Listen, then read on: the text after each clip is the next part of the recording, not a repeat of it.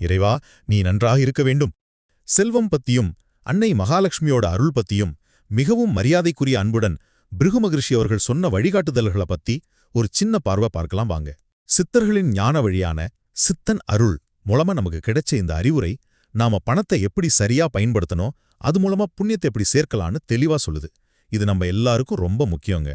முதலாவதா மிகவும் மரியாதைக்குரிய அன்புடன் பிருகு மகரிஷி அவர்கள் சொல்றது என்னன்னா, செல்வம்ங்கிறது அன்னை மகாலட்சுமி அருளால வர்றதும் போறதுமா இருக்கும், ஒரு சுழற்சி மாதிரி.